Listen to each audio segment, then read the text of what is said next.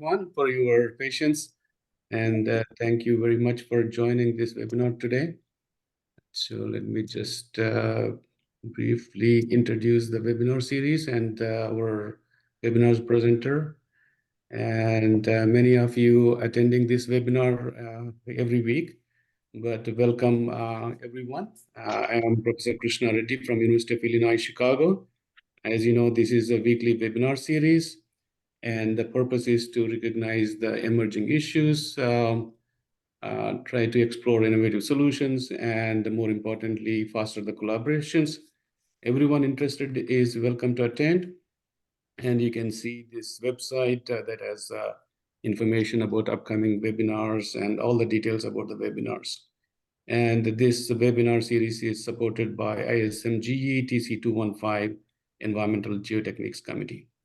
So previous webinars have been recorded. You can find those on this YouTube channel.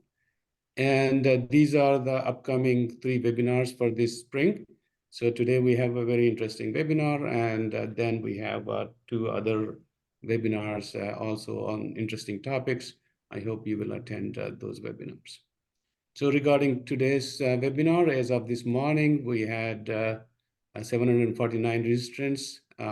Please mute your mic and switch off your video so that we can focus on the presentation.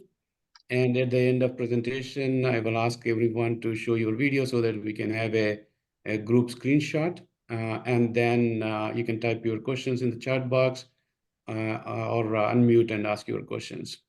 Our presenter will answer as many questions as possible.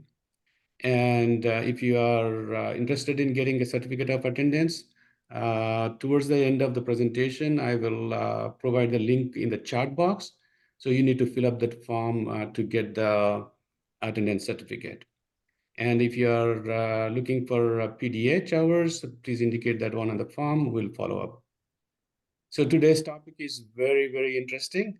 Case histories of the impacts of natural, chemical, and microbiological processes in geotechnical engineering. And we are lucky to have our webinar presenter, Dr. Stephan Jefferis. He is the visiting professor, Department of Engineering Science, University of Oxford. He's also the director of Environmental Geotechnics Limited in UK. So just a brief introduction to him. As I mentioned, he is the director of this Environmental Geotechnics, that committee with a well-known name, that well-known subject name that you all familiar with. He established this company in 1982, and as I mentioned, he's also a visiting professor at the University of Oxford. Previously, he was a faculty member at University of Surrey and Queen Mary and Westfield College and King's College London. And in addition to being a faculty member, he worked in various capacities in industry, including Goldar Associates and WJ Groundwater. And he worked on many types of projects worldwide, including dams, tunnels, shafts, and deep foundations. He got his master's degrees in natural sciences and chemical engineering from St. John's College in University of Cambridge. And then he got his PhD in soil mechanics from King's College, University of London. So he has a lot of experience, both in terms of research and industry. And his focus has been on investigating and resolving unusual materials, groundwater, and environmental problems, typically associated with natural, chemical, and microbiological processes in the ground. And his expertise is very wide. He works on many other topics that I listed here, and many attendees are familiar with these topics, or working on one or many of these topics. So this, collaborating with him would be a great thing. He has published many excellent papers on various topics. He has given keynote presentations at many conferences. And most importantly, he delivered the prestigious 60th ranking lecture in 2022. And he received many honors. And he is very active in many professional societies, including BGA, but more importantly, to me was his participation in TC215 Environmental Geotechnics Technical Committee. So just showing you this picture because I had opportunity. I meet Professor Stephan Jefferis many times at many conferences, but this is the day we had field trips. I don't know if you remember, Stephan, we had a whole day going from one place to the other place. There were a lot of attendees, but I think you and me were the only faculty, international faculty, that went around all day seeing all these places. And I'm sure whoever met Professor Jefferis, they can agree with me that he's a role model because he's very smart, he's curious, he is energetic, and he's very friendly. And I'm sure you all noticed that one when you meet him. He's open-minded, he's happy, and he's positive. He's funny, and he brings a lot of characteristics that I see in a role model. So with that brief introduction, I will thank again for agreeing to give this presentation, and thank you all for joining this webinar. And let's enjoy the webinar and learn from Professor Jefferis.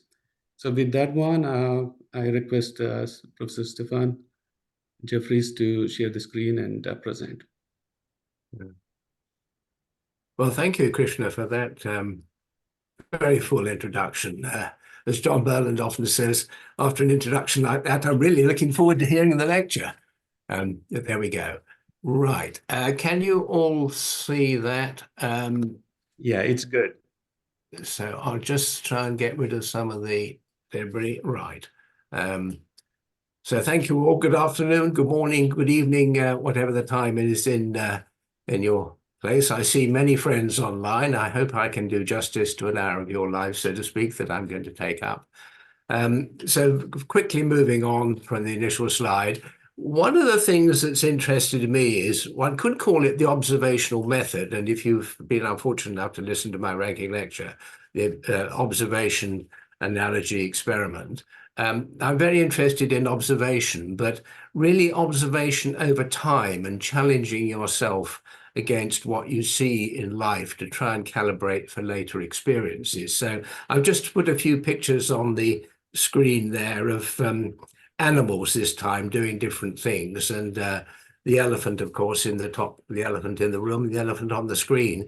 Well, actually, they make quite good tracks, which I put them in the middle there at the top, but not an elephant track, which become drainage paths, so they can vastly influence the landscape, as of course can ants. They're just fire ants, those mounds in the top right. I don't know whether you can see my pointer. Perhaps I should get the laser pointer. Here in the red. That's just 25 years with ants, and of course, not only can they build mounds, but they can undermine roads, as can this chap here. They're very fastidious animals. They dig long tunnels and have refuse tunnels, which is very appropriate. Where they put the poo and other things, and of course, these chaps can undermine. Probably a fox, might be a badger, but ants also grade the soil and glue it together. And here, something I've never quite understood, this was in Cairo, a limestone rock, and the white powder is fragments of rock that have been chewed up by the ants. Quite how they've done it. Perhaps somebody spilt some sugary drink on the rock or something, but I picked up some of the powder, and it was definitely limestone powder. So just observe, these are just pictures of everyday life. This chap and this chap just taken locally to me the other day, just for fun. And of course, there are some animals that sort of make their own habitat. These are cormorants on Bird Island in Monterey who poo onto the island, massive amounts of guano, but they use that in some ways to form their nests. And then we come along and dig up the guano and use it as a fertilizer, so we can say, with real guano on this sign in Italy, in a park there in Italy. So we're taking advantage of the birds concentrating it. Here, one that might be a little bit more subtle, you might just be able to see a television aerial there.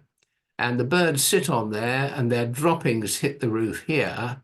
And although the picture's a bit dark, you actually get a moss growth round the area where the bird droppings are. So the roof is being preferentially colonized by moss. But note, quite interesting, right under where the birds drop, the organic materials are too concentrated, the phosphates, oxalates, and all other foodstuffs for moss are too concentrated for anything to grow. So there's a peripheral growth ring, and you see that with animal droppings and dog poos in the park.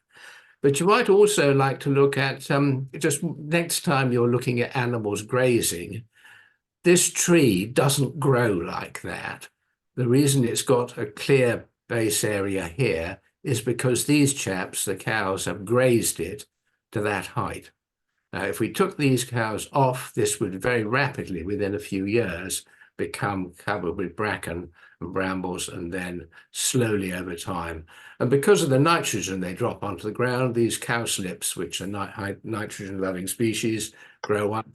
But also look how horses graze. They're quite different. You'll probably find that they haven't eaten the leaves off the trees. So in a horse field, you'll see a quite different grazing, and again in a sheep field. So next time you're out just walking in the countryside, look at the effects of animals and how they graze.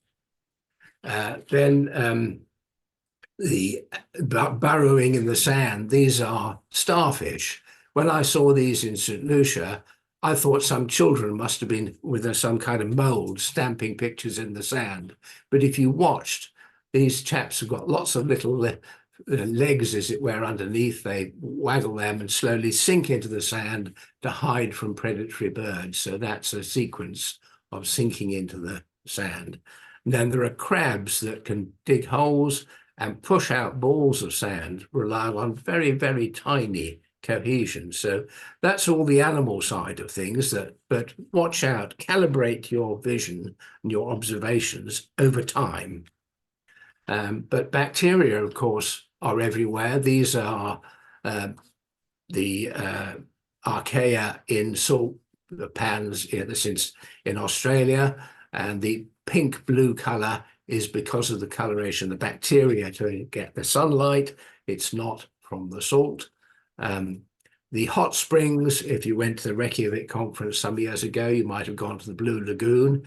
In the guidebook, the blue is said to be from algae, but actually, if you look in the chemistry textbooks, you'll find colloidal sulfur, which you would expect in a hot spring from the oxidation, as I shall talk about, of hydrogen sulfide through sulfur to sulfate.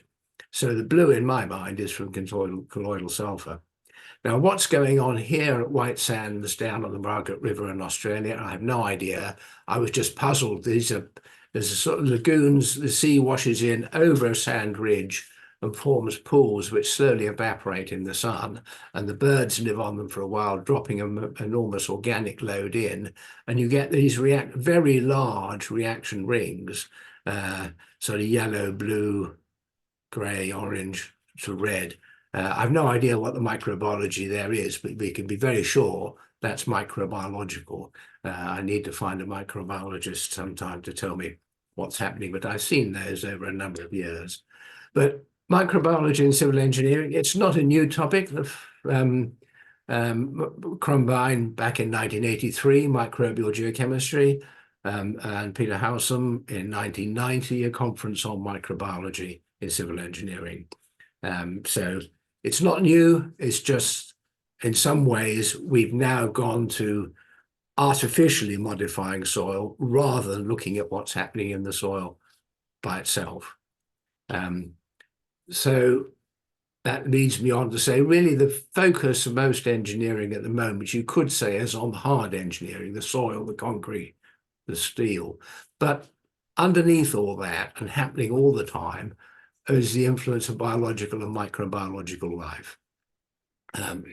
You probably will only look at it and considering it if it causes a problem. And once you've solved that problem or found a way forward, it's actually quite difficult to publish because people normally, you'd only ever look at natural microbiology and biology if there's a problem. And as soon as you've got enough information to get on with the job or decide who's going to pay to put it right, the matter moves on and you don't get something that's publishable, though I did write a paper some years back in Geotechnique. But the current research focus is very much on introducing what one might call anthropocentric microbiology to soils. I'm looking at what soils are doing all the time. So I'm going to look at a number of case histories, and particularly looking at this issue of things, the findings changing over time, observation, mulling over the data, then a new problem comes up that gives you a new focus on what might be happening. This goes back to a very long time ago. We were doing a slurry tunneling job, basically a tunneling machine where the face is sealed, all the spoil is taken out hydraulically, and the pressure of the slurry keeps the face from collapsing. But as we launched this machine, the slurry started to foam, and with foam in the machine head, you simply couldn't circulate the slurry. The slurry has to circulate, basically cut soil at face, stabilize action of the slurry. The soil is pumped to the surface, separation plant takes the soil out and returns it, the clean slurry, the separated slurry, then is returned to the machine. But if it foams, the density of the slurry is low, and a reciprocating pump works on the density of the fluid. If you've got to pump it up 20 meters, you've got to have 20 meters plus of waterhead to push the fluid up, and the foam just stopped the circuit. So why did it foam? Well, it seemed that it was the grouted ground that to launch the machine, this was in the early part of the job, they grouted the ground, so the ground was stiff enough to hold up while the machine was pushed into it. And the grout that was used was a mixture of sodium silicate and an ester hardener. Sodium silicate, you just dissolve silica in sodium hydroxide in effect. The ester is the reaction of an organic acid and an alcohol. And that reaction... Can you hear me? Sorry, I had a voice coming on. Oh, well. And the ester can hydrolyze to produce the acid. So the sodium silicate plus ester gives an acid that precipitates the silica, and you end up with a salt of an organic acid and alcohol released into the ground. But the ester, and you use different esters for different reaction rates, provides the setting time. And that reaction is called a saponification reaction. So that seemed a likely source of the foaming. But the question is, and if you like, backed up in some ways by the fact that one of our well-known detergents for laundry cleaning in the UK is called Persil. And Persil is a chemical name, perborate for the oxidizing action and silicate to stabilize the foam. So it seemed likely a saponification reaction plus silicate to stabilize the foam. That must be the answer. But was it? So move forward a decade or more, another grouting job, same grout, for a shaft, not actually that shaft, as it happens. I've just used that as an illustration.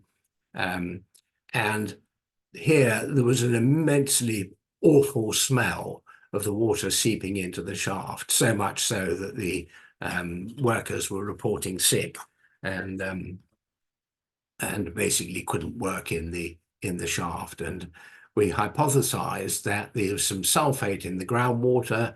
The organic material from the silicate ester grout was reacting with the sulfate, assisted by microbiology, and being reduced to hydrogen sulfide and mercaptans, which in organic are sulfur and hydrogen, and they are incredibly smelly. But having, if you like, got that far and said that's the source of your problem, it's purely microbiological and chemical, if you like, you've just got to provide better ventilation to the shaft. It's not something that's going to harm the workers if you properly ventilate the shaft. But there was a subsidiary problem that if the carbon is present and there is microbiology, in time there will be a disproportionation of that carbon. It will go to carbon dioxide and methane. And In fact, I took a sample of the groundwater from this site and took it to the client and showed them that if one shook up a bottle of the water and put a match to it, you could actually light the groundwater. And we estimated there was probably several tons of methane under this site. And it was actually bubbling up into a tunnel adjacent to the site, but they did nothing about it.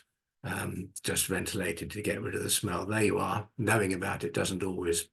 But it did ask the question, why was the organic hardener not bound in with the silicate in the high pH area of the sodium hydroxide and the silicate? And the answer seemed to be because actually when those grouts are formulating, they put a surface active agent, a detergent in, that helps them mix because the ester and the grout are not intermiscible. You need some surface active agent to promote mixing. And without that, they're separated. And it looked like the ester separated and it was biodegrading in one area and the grout was probably largely unset in another area.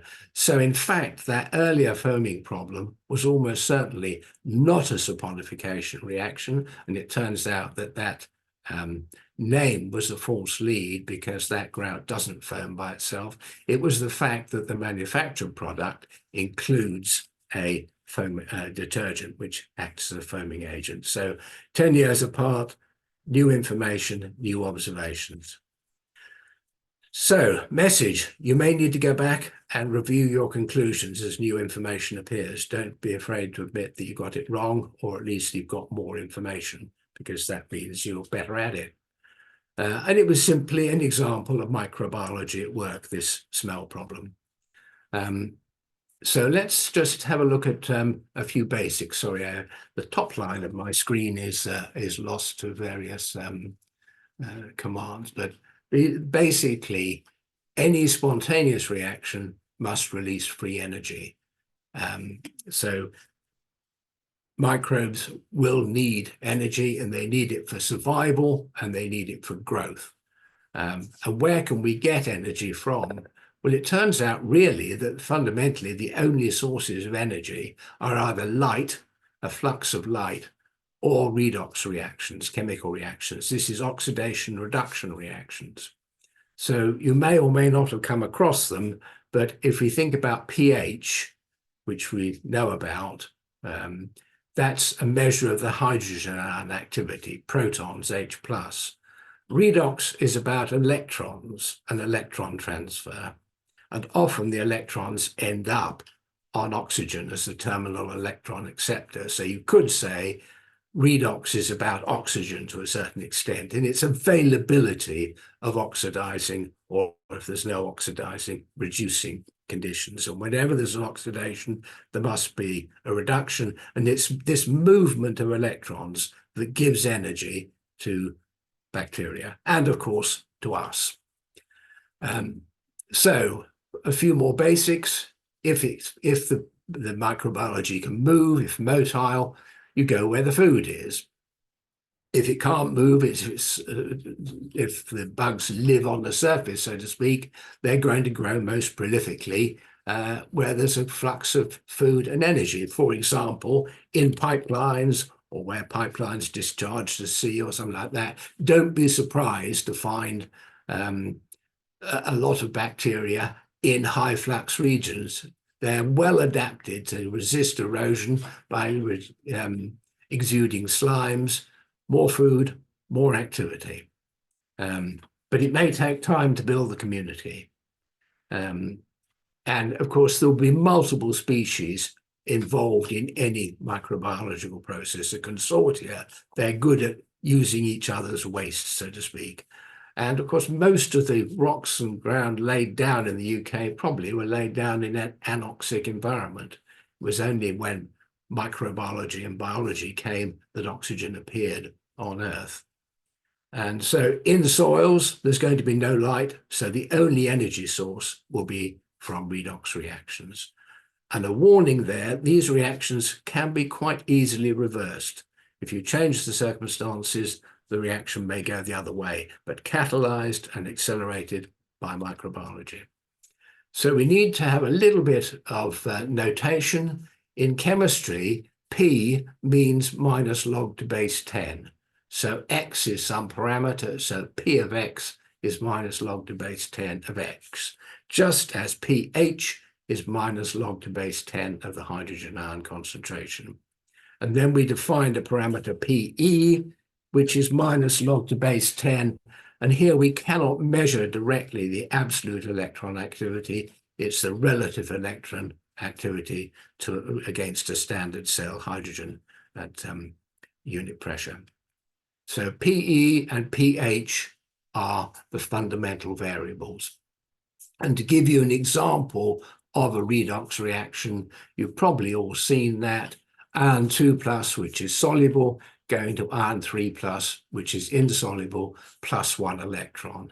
And losing electrons is oxidation, gaining electrons is reduction. And I put that second equation for the reduction of oxygen. It gets a little bit more complicated. The oxygen gets 2 minus, that's its normal charge, and there are 4 hydrogens plus to balance that.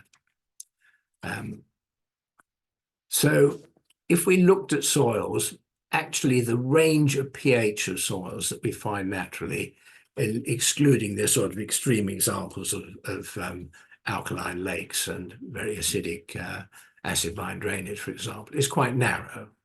They're well buffered. There's lots of reactive material. But PE, the redox state, can change actually quite dramatically. But have you ever come across it? If you haven't, well, welcome to PE. It's a really important part of life. So what do? We breathe, we take in oxygen. Have you ever thought how much oxygen you take in, how long it takes you to breathe your own weight?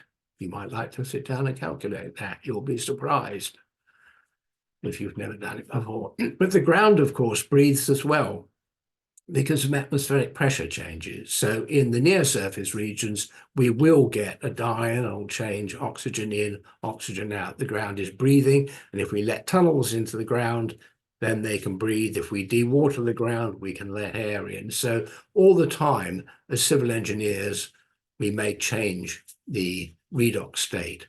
Excavation, and we expose soils. London clay's got pyrite in, that oxidizes. Dewatering, tunneling. And then the other side, flooding keeps air out, grouting keeps air out and inputs chemicals perhaps, and any addition of carbon may provide microbes energy for growth and for survival. And it's the oxidation reduction status of the ground. It's difficult to measure, and you can have different PE's values in the same piece of soil because there are different redox couples active. You can't have that with pH. pH is sort of more universal. So what happens if you change PE? Problematic, but it may take some time. But once they start, they go on. And that's, if you like, the story of life in a PE-pH diagram. The red line at the top, if you try and get more oxidizing PE going up to plus 20 at low pH there, you'll oxidize the water and release oxygen. If you try and go below 0 at low pH, you'll get hydrogen. And that line, both lines slide downwards. The green zone in the middle is typically representative of most soils, and I've just borrowed a PE-pH diagram. That's the picture of iron at high pH, but acid conditions, it's in solution, and it'll make hydroxide down at, very low pH, acid, it's in solution, and at low PE, you can have 2 plus in solution, but high pH. So PE-pH diagrams are the stuff of life for geochemists. But what I want to talk about is just the usual suspects, going very quickly on oxygen, obviously, and hydrogen, because those are the 2 halves of our processes. Nitrogen is active in the soil, can change. Manganese, iron. Sulfur is a nightmare because it has so many valent states. Carbon, methane, reduced. Carbon dioxide, oxidized. Arsenic, its solubility can change as a result of redox processes. And there is a certain order in which reactions occur, though by no means always followed. And of course, the species have to be there. But one could think of, you've got to sort of slightly forget your sort of chemistry lab chemistry, because in the ground, if we put nitrate in the ground, it doesn't necessarily stay as nitrate. If you flood it, then it may go to ammonia. I was quite interested. I mowed the lawn the other day and left some grass cuttings in a bag, and there was quite a strong smell of ammonia when I came to move them the other day. Manganese, it's insoluble in the oxidized state, soluble in the reduced state. And the ground, therefore, can change whether manganese is soluble or insoluble. Same as iron. Sulfur, at one extreme, will go to hydrogen sulfide. It may have sulfur in the middle and sulfate on the other extreme. Carbon's interesting because it can split. So some goes to methane, some goes to carbon dioxide, and that's why in landfill gas you typically see about a 50-50 mixture of each, because the carbon is split effectively in half, one going oxidized, one going reduced, and arsenic and different species. And broadly speaking, this going down the graph there, as far as carbon, is getting more and more reducing. And if we put it all in a bottle with a bit of nitrate, a bit of manganese, a bit of iron, and just sealed it up with no oxygen, then slowly over time, we would lose the oxygen, the nitrate would go to ammonia, the insoluble manganese would become soluble, the insoluble iron would go soluble, the sulfate would go to hydrogen sulfide, and the carbon would go to both carbon dioxide and methane. So that's the reaction process in a sealed bottle over time. If we have a spill of organics, then because the reaction front, you've got advection and dispersion, you've got way away from the spill, ordinary oxygen levels or ordinary oxidation conditions in the ground.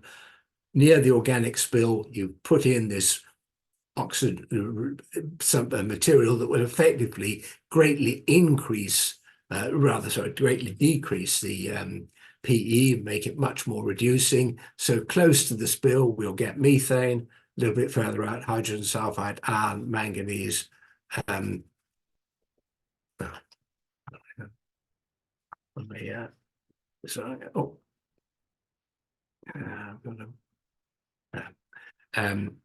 we should then expect radiating out from something like an organic spill or any chemical activity in the ground, different products and processes with distance out. So both time and distance lead to changes in reaction. We may only ever see one of them.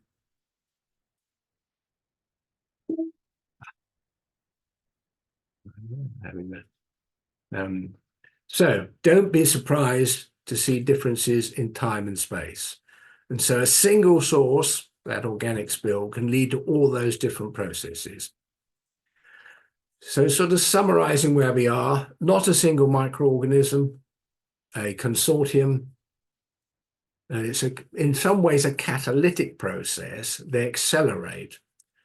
And the usual suspects in many ways are iron and sulfate. But there's one point, why have I got that funny picture there? This is a sort of fan that people put on top of wood-burning stoves out in a cold country like the UK. Basically, at the base, that's going to be hot, and then to radiate the heat, so the heat's going to be conducted up the cell, and here is a thermopile. And then that motor is driven by the current generated by the temperature difference across the thermopile. So if you put that in a box and sealed it up at constant temperature, nothing would happen. Put it on the hot surface with the heat dissipated there, so there's a temperature difference, you can get some energy out of it. And exactly the same with microbiology. You need that continuous flux of energy or some source to change the conditions. So the sort of thing, as I've said, tunneling, flooding, grouting, and desert cities, we've got some issues to come there. But once you've got to equilibrium, there's going to be no activity, because you've got to have some change to allow activity to happen, but it may take a long time. So let's go to a few examples.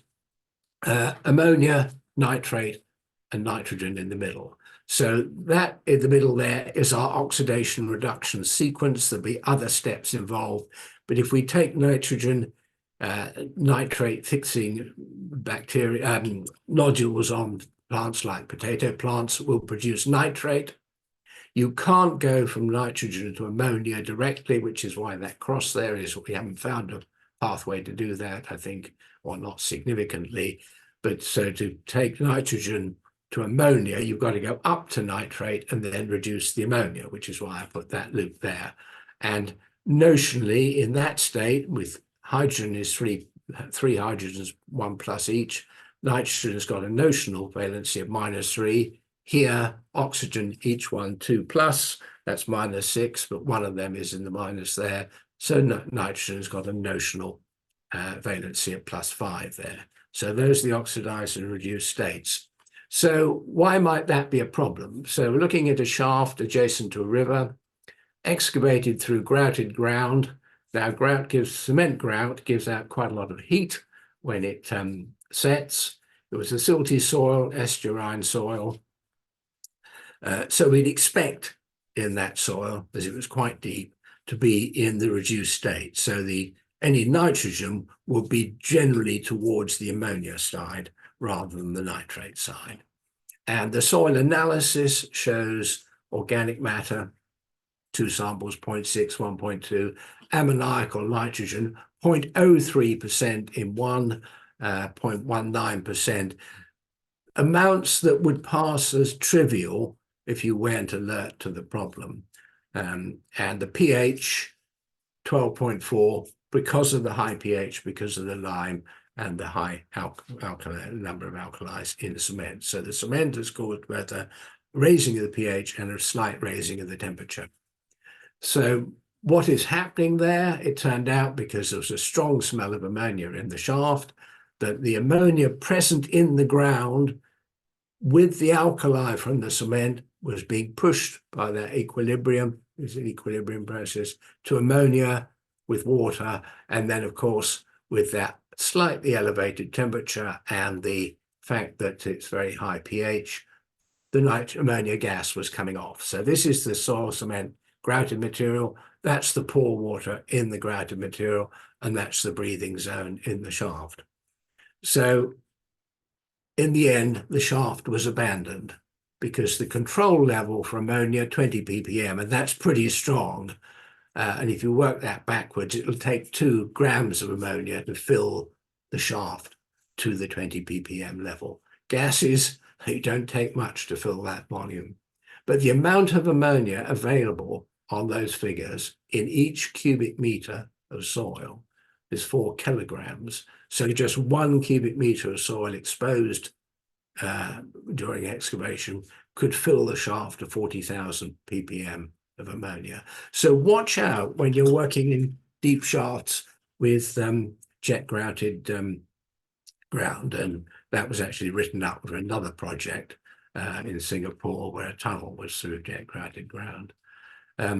So the solid to gas transformations, really something to worry about. Moving on very quickly, pyrite oxidation, well known by all those involved in acid mine drainage. It's a very complicated reaction, very slow inorganically, but can be very rapid in presence of sulfide oxidizing bacteria. So I want to take you, this is another one of those ones where to a certain extent, the analysis has changed over time, but we got it right, I think, here first time. So this is on the London Underground. Acid mine drainage occurs on a lot of tunnels around the world, and you'll see why in a moment. So very strong acid was seeping into this tunnel, but you might expect that to be causing the tunnel to collapse. But this tunnel, in fact, was squeezing in at the axis level, about this level, and going upwards at the crown. It's rather unusual for a tunnel to be getting taller. It was Old Street was the location, so I put the station sign in the middle of the picture. So what do we see inspecting the tunnel? Ignore the strapping that was put in later after the lining started cracking because it moved so much. But there was an acid seep, a jar collecting some acid, and that was one of the cast iron pans where the acid had seeped, dissolved a great chunk of it out. The pH lowest measured 0.73, the sulfate at 200 grams a litre, chloride bizarrely low, and manganese, all the rest. So that was the situation that I hypothesized, that there would be a grouted zone outside. The pyrite was being oxidized by air moving through the upper part of the tunnel, oxidizing pyrite in the base of the London clay, the acid seeping down into that little bit of water there that was on top of the clay there. And that was coming in, reacting with the cement grout.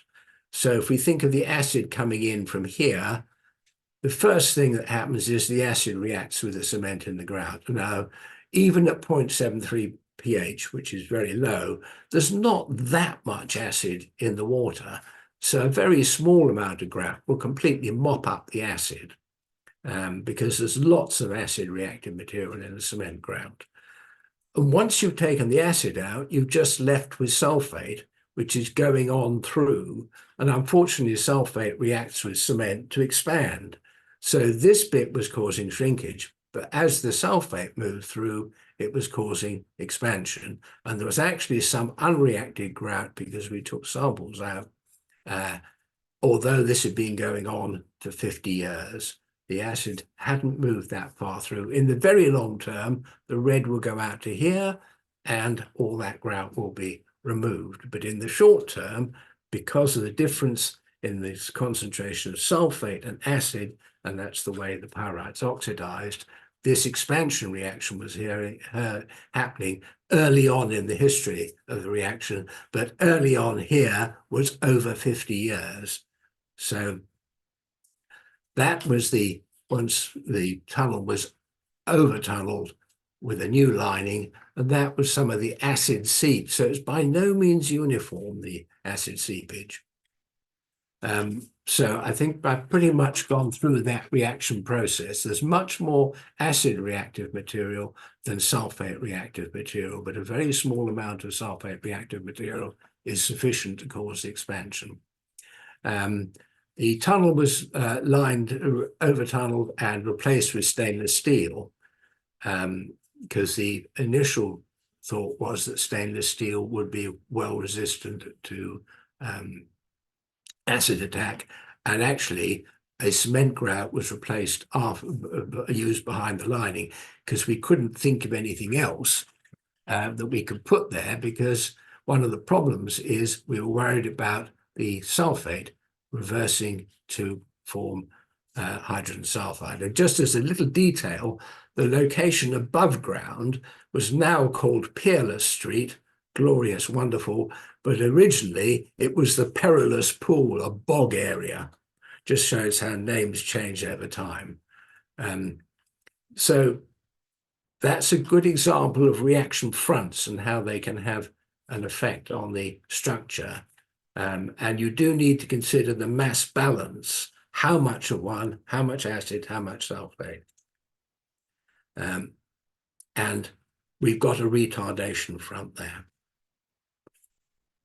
And the problem actually with that, the stainless steel lining is that actually stainless steel reacts very rapidly with acid if the mechanism makes stainless is a passive oxide film, and underground you won't get that passive oxide film. So we had to be very careful that the sulfate that was being produced from the sulfide, there was no chance of the reversal of the reaction to hydrogen sulfide, which meant we had to exclude all organics, which is why it ended up with a cement grout again outside. And that expansion reaction is well recognized in heated lime stabilized soils as well, which can be a problem. So sulfate reduction, this is the other way, that reaction, putting sulfate back to sulfide. So here we had a deep car park, just a a deep excavation into clay, and looking in detail. So that was, if you like, bottom left here, bottom right, sorry, the excavation down to the clay surface, piled at depth. Then to cast the basement slab, I think there were 3 basement levels, some void former of cardboard, a bit like egg boxes that you store eggs in, and then the concrete cap put on top. And the void former is then wet and it collapses so that if there's any heave of the clay here, it doesn't lift the floor slab. And the problem was that there was, as it turned out, well, I'll talk about that, there was a sump here that collected any seepage water, and when they pumped that to the surface, there was a most almighty smell at the surface of hydrogen sulfide. And in fact, when we did some analysis on the water that was collecting under the floor and the sulfate we expected from the groundwater, it was quite clear that there was stoichiometric. All the sulfate was going to hydrogen sulfide. So there was a seepage of water, and there was an unsealed borehole, as it turned out. And that, when the water was pumped to the surface, was a terrible smell. So we had some holes drilled through the floor, and we sniffed, basically put a hand through the hole, took up a sample of the water, and this is going back 20 years now, in a jar, put a cap on it, shook it up and had a sniff, and mapped out where we thought the sulfide, the hydrogen sulfide was strongest. We then went down to the pub for lunch, which you could do in those days, came back and thought we'd have a quick check of where the hydrogen sulfide was worse. Couldn't smell a thing. The nose fatigues very quickly. But what was in fact happening was sulfate in this groundwater, carbon source in the egg box of the void former, carbon, plenty of opportunity for that microbiology. In fact, eventually in desperation that afternoon, I pulled up a lump of this slimy cardboard, and there were big black spots on it, and that gave me the clear trigger. Sulfate reducing bacteria, black spots. And so the answer was just to find this borehole and seal it, which fortunately there was a reasonable location plan, so it's break out a bit of the surface. We didn't test for methane because we didn't know about it, but there was another site in London where there was methane. They, if you like, drilled some holes through the floor for some reason, and somebody wanted to have a look what was happening. And in those days, you had cigarette lighters in your pockets rather than a phone with a torch. So somebody put a cigarette lighter with the flame on a bit of string and lowered it under the floor, and there was a large pop as the hydrogen that had been generated, or sorry, the methane that had been generated exploded, and then they had to tunnel under the floor to remove the line. It was a terribly expensive problem. But that's an example of sulfate going back to hydrogen sulfide, that delicate poisoning of the reaction. But that brings us back to the Old Street site. Oh, we're running out of time. That underneath this slime, iron slime here, we can get reducing conditions and hydrogen sulfide. So that's an iron slime on wells, and this is iron oxidation just around the world. You'll see if you once you're sort of tuned into it, that you'll find reduced iron all around, oxidized iron. Don't believe if you see a shiny surface that's oil. That's actually iron oxide crystallizing on the surface and giving a sheen. I think I'm going to have to finish very quickly. Sorry, I was a bit late starting. An interesting example, this was a railway tunnel with iron slime building up in the tunnel. And okay, a slime, so what? But the ownership of the tunnel changed, and there was slime, brown slime, getting onto the wheels of the trains that were going. I've just shown crudely the railway lines there that were going through the tunnel. And somebody analysed that and found it had a substantial amount of arsenic in it. And what was happening was that the iron slime was acting as a permeable reactive barrier, if you like, and mopping up arsenic and phosphate and heavy metals. And we estimated, because there was quite a substantial leak, this slime was built up because of a leak in the tunnel wall. The arsenic flux, although only at 10 ppb concentration, it was never measured, but we estimated it, gave a flux of about 1.8 kilograms per year, which was just being mopped up into the iron slime. And the phosphate, massive amount, not all of that was being captured. I think there wasn't enough slime to capture it all. And the iron was building up too. The slime was getting longer and longer.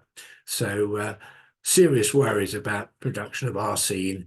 And the answer was, of course, to seal the tunnel. But small concentrations can build up.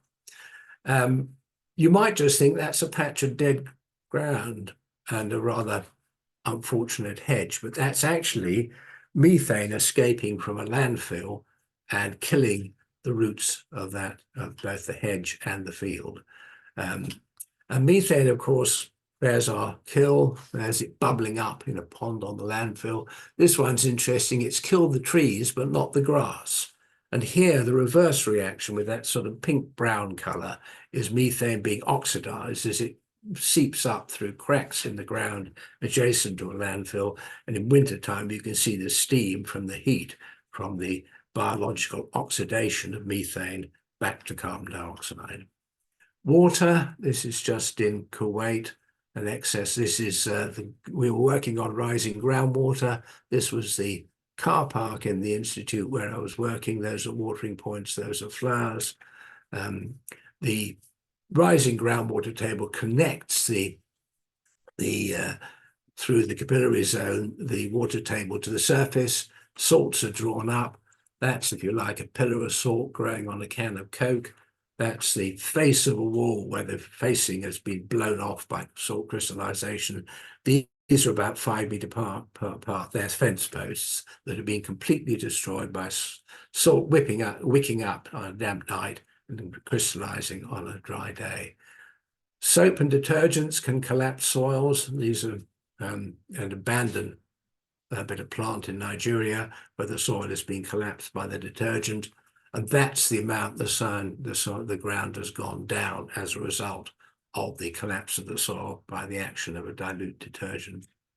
But just to close, really, it's not always chemical. This is a nice new sort of cottage hospital built on the landfill. The consultant and the designer were well aware it was on the landfill, so they put the building on piles.